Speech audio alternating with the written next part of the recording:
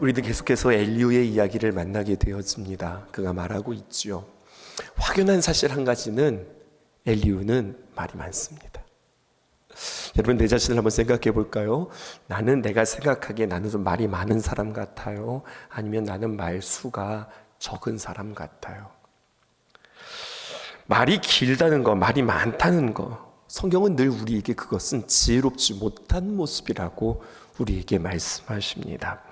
아무리 좋은 말, 아무리 옳은 말이라 할지라도 길어지면 왜 그렇게 그 소리가 안 들리는지 몰라요. 그렇게 말하는 사람, 그렇게 듣는 사람 둘 다 문제지요. 두 번째, 말이 길다고 나가는 것은요, 실언을 할 확률이 높다는 말이기도 해요. 하지 말아야 할 말들을 하게 되어진다는 거죠. 또 말이 많다고 하는 것은 무슨 말일까요? 논지가 흐려지고 또 실언뿐 아니라 같은 말을 반복하게 되어지기도 합니다. 엘리후, 장황하고 길게 말하지만 정작 하고 싶은 말은 한 가지예요. 하나님이 옳으시다, 하나님께 불평하지 말고 하나님께 항복하고 회개해라. 결국 그 이야기거든요. 그 이야기를 이렇게 길게 하고 있습니다. 그러면서 한 가지 더 문제점은 뭐냐면 이 엘리후가 확신에 차 있어요. 어떤 확신에 차 있느냐? 나 하나님에 대해서 엄청 잘 아는 사람이야. 난 하나님의 뜻을 아는 사람이야. 이렇게 이야기하고 있다고 하는 거죠. 그런데요, 여러분, 우리가 욥기를 만나면서 이 욥기의 매력이 있거든요. 그게 어떤 매력이냐면 똑같은 말을 반복하고 있지만 반복하는 그 표현들이 말이에요. 쭉 말하는 그 표현들이 매우 탁월하고 세밀하고 아주 영감 있는 표현들로 가득 차 있습니다. 결론만 듣기에는요, 그 과정의 아주 유려함이 독자에게 새로운 기쁨과 또 새롭게 발견하는 어떤 표현의 아주 귀한 모습들이 있기도 해요. 이렇게 뭐 똑같은 말을 이렇게 계속 반복하면서 해. 이렇게 듣지 말고 그 말 한마디에 한마디에 틀린 말이든 옳은 말이든 그 표현들은 틀린 것은 아니거든요. 하나님에 대해서 표현하는 그 표현들이 틀린 것은 아니거든요. 이 말씀 하나하나를 이렇게 읽어보면 이 욥기서는 지혜 문학에 포함되어지는 그 지혜 문학의 범주에 들어가는 책이거든요. 아주 놀라운 지혜들을 얻을 수 있겠습니다. 우리 1절하고 2절 볼게요. 엘리후가 말을 이어 이르되, 지금 말을 계속해서 이어가고 있어요. 듣고 말하고가 아니라 엘리후의 특징은 듣지 않고 계속해서 말을 이어가고 있습니다. 2절 말씀에 나를 잠깐 용납하라, 내가 그대에게 보이리니 이는 내가 하나님을 위하여 아직도 할 말이 있습니다. 그가 뭐라고 이야기하면 나를 잠깐 용납하라 라고 하면은 우리의 그 말의 표현 가운데 이런 표현이 있어요. 용서하고 들으세요. 용서하고 들으세요. 그런 말 아니에요.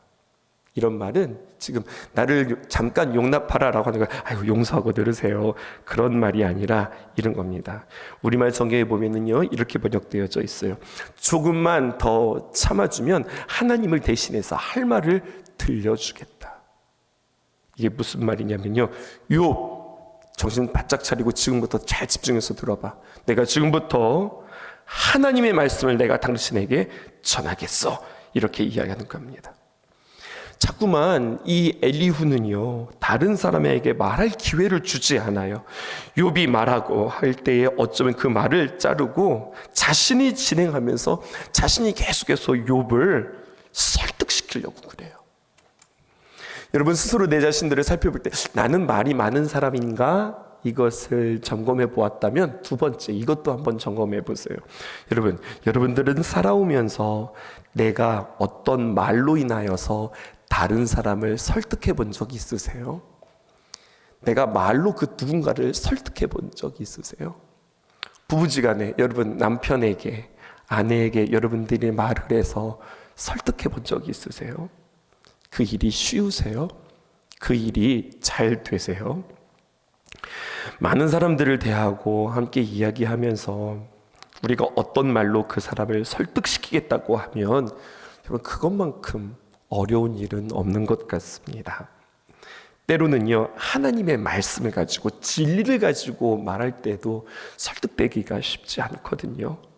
그런데 하나님의 말씀과 상관없는 내 뜻, 나의 경험, 나의 의견 이런 것을 가지고서 이럴 땐 이렇게 해야지 라고 누군가를 설득시키려 한다면 이것도 쉽지 않은 것 같아요. 설득은 어려운 것이다 라는 것을 우리가 먼저 알고 살았으면 좋겠어요. 여러분, 이성적으로 설득이 되었다 한들 사람은 말이에요, 이성적으로 설득이 되었어요. 이해가 됐어요. 하지만 심정적으로 불편한 경우들이 참 우리에게는 많은 것 같아요. 사람과의 관계로 인하여서 그냥 설득 당해준 것처럼 보여주는 거지, 그 사람과의 관계를 위해서 그렇구나 라고 그렇게 이야기해 주는 거지, 정말 내가 설득되었는가? 그것은 쉽지 않은 것 같습니다. 사람은요, 나 스스로 나를 설득시켜야, 내가 나를 설득시켜야, 나 스스로 깨달아야 결국 설득되어지는 경우들이 많은 것 같아요. 그래서 여러분, 우리 믿는 사람들에게 큐티, 말씀을 묵상하는 것, 하나님의 말씀을 내가 이 자리에 와서 듣는 것, 이것이 얼마나 중요한 시간들인지 몰라요. 이것을 이렇게 표현할 수 있겠어요. 하나님의 말씀을 내가 이렇게 읽으면서 내가 깨닫잖아요. 그것은 바로 무슨 말이냐면 나를 깨우는 시간일 뿐만 아니라 나 스스로를 설득시키는 시간이다. 하나님의 귀한 말씀으로 설득시키는 시간이다. 우리가 다른 사람 말 들어서 잘 설득되어지지 않는다. 하나님의 말씀을 통하여서 날마다 깨닫는 사람 되어야겠다. 그런 의미에서 성도들의 이 말씀 묵상의 경건 훈련이라고 하는 것은 참 중요합니다. 늘 하나님의 귀한 말씀을 대하면서 이 말씀에 내 자신이 설득되어지는 귀한 은혜가 있기를 주님의 이름으로 축복해요. 이런 말이 있어요. 논쟁엔 이겼으나 인생엔 진 사람. 잘 생각해 보세요. 논쟁엔 이겨요. 논쟁엔 이겼으나 인생에 있어서는 진 사람. 그러니까 말 때문에 내 말을 강력하게 주장했을런지도 모르지만 사람을 많이 잃은 사람의 모습들도 우리는 보게 되어지죠. 2절 말씀입니다. 이렇게 표현되어져 있어요. 나를 잠깐 용납하라. 반드시 잘 들어봐. 그러면서 하는 말이 내가 그대에게 보이리니 이는 내가 하나님을 위하여 아직도 할 말이 있느니라. 엘리후는 지금 확신하고 있어요. 무엇을 확신하고 있느냐? 내가 하나님을 대신해서 할 말이 있다. 지금 이렇게 욥에게 다가가고 있는 거거든요. 하나님의 사람이란 누구인가? 주님께서 승천하시면서 우리에게 분부하셨듯이 너희는 세상에 증인되라. 증인되라 말씀하셨죠. 증인이란 무엇입니까? 나의 삶에 일어난 주님의 귀한 역사, 하나님이 나의 삶 속에서 이렇게 역사하셨어, 이것을 증인하는 삶을 살으라고 우리에게 말씀해 주셨어요. 또 하나님의 사람은 누구인가? 대언자예요. 하나님의 말씀을 사람들에게 전달할 수 있어야 되죠. 우리는 증인이고 대언자 있는 거 맞는데 중요한 것은 우리는 엘리후를 통하여서 반면교사 삼아야 돼요. 그는 지금 하나님의 말씀을 전한다고 해요. 하나님의 말씀을 전하는 그의 말이 틀리지는 않아요. 그런데 문제는 뭐냐면 그의 위치가 중요해요.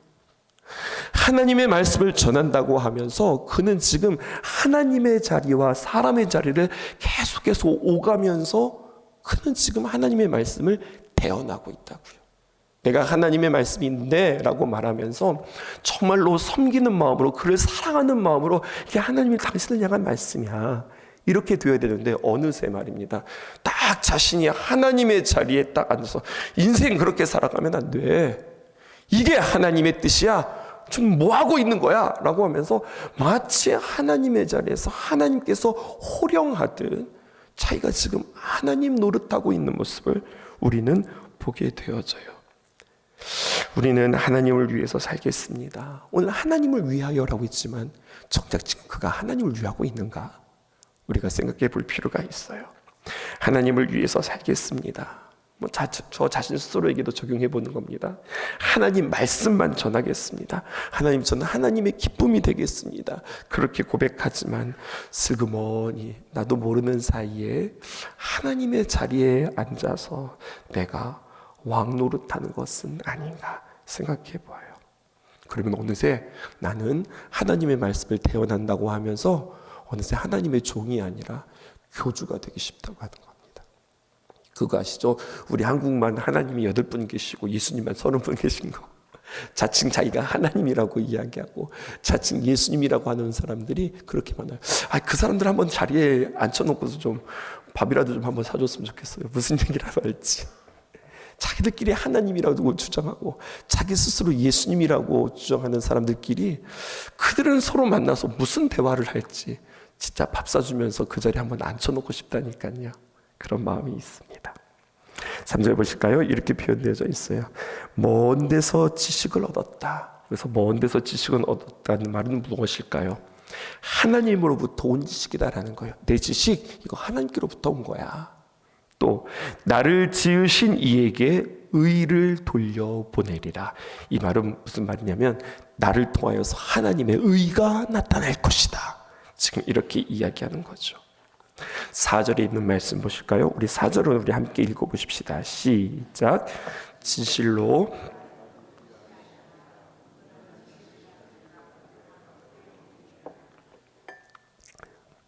온전한 지식을 가진 이가 그대와 함께 있느니라 라고 하는 말은 여러분이 이런 말이에요.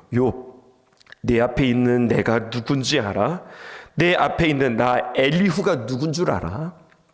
진리를 가진 자요 온전한 지식을 가진 자라. 계속해서 이것을 강조하는 이유는 무엇일까요? 그러니까 너는 내 말 들어. 지금 이것을 이야기하는 거잖아요. 욥은 하나님의 전능하심을 부인한 적이 없어요. 욥은 하나님의 능력, 하나님의 존재, 하나님의 위엄 이것을 부인한 적이 없습니다. 그의 궁금증은 이겁니다. 도대체 왜 나에게 하나님께서 이런 권한을 주셨는가? 근데요 여러분, 엘리후는요 지금 핀트가 나갔어요. 이 핀트라는 말 아세요? 핀트는 사진 용어입니다. 초점이 맞았다, 초점이 안 맞았다라고 할 때 핀트가 나갔다, 핀트가 안 맞았다, 지금 그렇게 이야기하는 거거든요. 지금 엘리후는 핀트가 나갔어요. 엘리후의 아쉬움이 있습니다. 무엇이 아쉬움이냐? 자신의 생각에 확신에 차 있어서 다른 사람의 말을 지금 띄엄띄엄 듣고 있어요. 온전히 그 사람의 말이 그에게 잘 들어오지 않고 몇 마디 알아듣고서 아하 이게 문제네, 당신은 지금 이게 문제야 라고 하면서 자신의 생각에 확신에 차 있어서 자신의 삶의 여정에 있어서 자신이 깨달았던 것, 자신이 아는 하나님. 분명한 사실은요, 이 엘리후는 하나님의 귀한 복을 받은 사람이에요. 하나님의 사랑을 받은 사람이에요. 하나님의 경험이 있는 사람이거든요. 그 경험이 그로 하여금 확신에 차게 해서 그에게 이렇게 이야기하는 거죠. 고린도전서 13장에 보면 우리에게 항상 있어야 할 것 3가지가 있다고 이야기합니다. 그것은 믿음과 소망과 사랑, 이 3가지가 항상 있을 것인데 라고 하는 이야기이죠. 근데 지금 엘리후에게는요 믿음만 너무 커요. 사랑과 소망이 그에게 보여지지 않아요.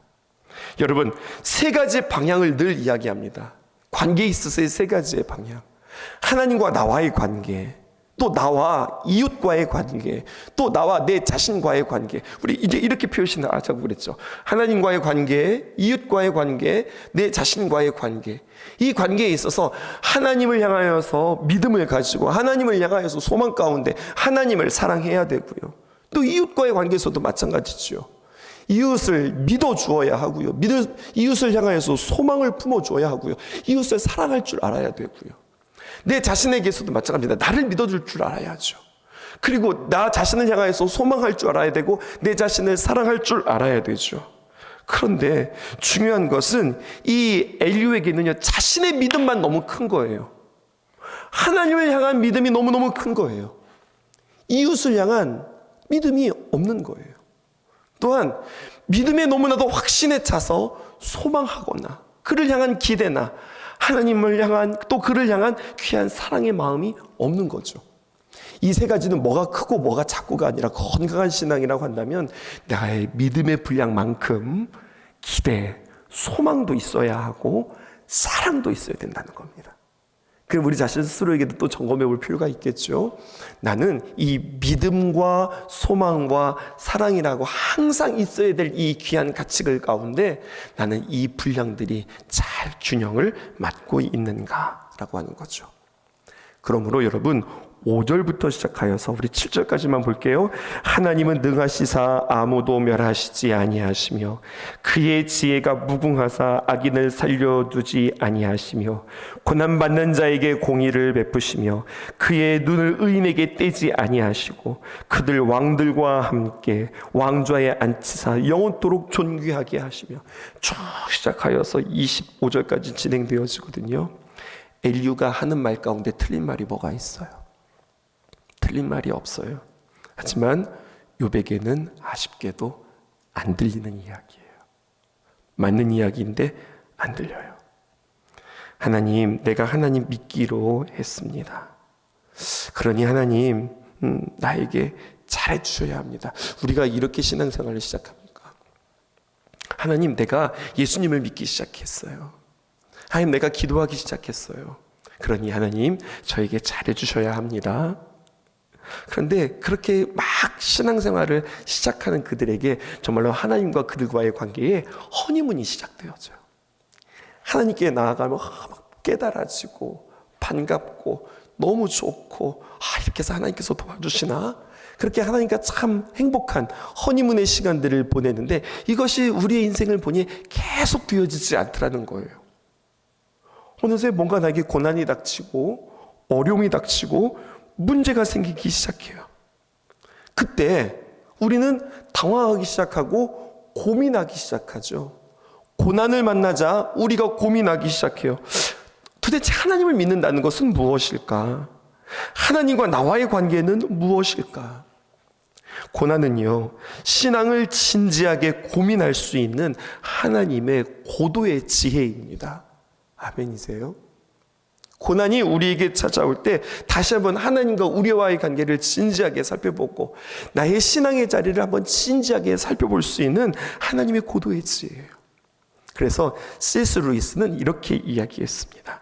한번 띄워줘 보실까요? 고난은 귀먹은 세상을 깨우기 위한 하나님의 확성기입니다. 고난은 귀먹은 세상을 깨우기 위한 하나님의 확성기이다. 이것을 쉬운 말로 이렇게 표현할 수 있겠어요. 고난을 만나니 비로소 하나님의 음성, 하나님의 말씀이 더 크게 들리기 시작했어요. 내가 아프고 보니까, 내 몸이 건강치 않고 보니까 하나님의 말씀이 더 크게 들리기 시작했어요. 나에게 자녀의 문제가 생기자 내가 평소에 들리지 않았던 하나님의 말씀이 마치 메가폰처럼 크게 들리기 시작했어요. 하나님, 내가 어떤 일들을 내가 감당하려고 내가 너무너무 불안하고 어려운데 내가 이 앞에 서는 문제 앞에서, 그 고난 앞에서 내가 들리지 않았던 하나님의 말씀이 더 크게 들리기 시작했어요. 그러니 고난이 나에게 유익이라. 고난을 통해서 내가 듣지 못했던 하나님의 말씀들을 들을 수 있으니 고난이 나에게 유익이라, 감사합니다 라고 고백할 수 있게 되어진다는 거죠. 그런데 여러분, 욥과 욥의 세 친구는 특별히 그 엘리후, 욥의 세 친구와 엘리후는 말이죠, 이 욥이 받는 고난의 깊이, 고난의 의미, 고난의 목적을 오해하고 있는 것 같아요. 핀트가 나갔어요. 하나님이 욥에게 고난을 허락하셨고 승낙하셨던 것이 천상에서 있었던 일들이에요. 이것을 지상에서 전혀 깨닫지 못한 채 욥에게 회개를 강요하고 욥의 태도를 비난하고 심지어는 저주하고, 저는 이걸 이렇게 표현하고 싶어요. 맞는 말인데 안 들리잖아요. 오늘 우리가 5절부터 시작해서 25절까지 쭉 읽어보세요. 맞는 말이거든요. 그런데 안 들려요. 이것을 뭐라고 표현하고 싶으냐? 거룩한 잔소리다. 거룩한 잔소리다. 안 들리는 거죠. 욥에게 회개를 강요하는 엘리후, 오늘 말씀의 제목이었는데 왜 강요할까요? 가장 좋은 것은 욥이 깨달을 수 있도록 돕는 일이 엘리후의 역할이 아니었을까 생각하면서 나는 너무 말이 많은 사람은 아닌가? 나는 뭔가 나는 의도를 가지고 누군가를 설득시키려고 하지는 않았는가? 내 안에 믿음과 소망과 사랑이라고 하는 것이 잘 균형 있게 있는가? 고난을 통하여서 더욱더 나는 하나님의 음성을 선명하고 명확하게 듣는 사람인가? 이것들을 점검하며 여러분들과 함께 세 가지 기도 제목 나누고 오늘도 마치고자 합니다. 첫 번째, 우리의 지혜로 측량할 수 없는 하나님의 뜻 앞에 우리는 언제나 하나님의 자리가 아니라 겸손한 자 되어지도록 도우소서. 관계가 세 가지 관계가 있었다고 그랬죠. 하나님과의 관계, 이웃의 관계, 그리고 자신과의 관계. 하나님을 향하여서, 이웃을 향하여서, 자신을 향하여서 믿음뿐만 아니라 소망과 사랑도 넘쳐나게 하소서. 이 균형을 잘 맞추게 하소서. 또 고난을 통하여서 하나님의 섬세한 말씀이 더욱 들리는 은혜를 경험하게 하소서. 고백하는 저와 여러분들 되어지기를 주님의 이름으로 축복합니다. 기도하겠습니다. 전능하신 우리 하나님, 삶에 가득한 주님의 통치 보호하시고 지켜주시네. 복 주시고 인도하시네. 살아계신 우리 하나님, 삶에 가득한 주님의 임재 불러주시고 채워주시네. 들으시고 응답하시네. 주의 손이 붙드시네. 흔들리는 우리의 삶을 주의 손이 고치시네. 상한 우리의 마음을 함께 찬양합시다. 전능하신 우리 하나님, 삶에 가득한 주님의 통치 보호하시고 지켜주시네. 복 주시고 인도하시네. 살아계신 우리 하나님, 삶에 가득한 주님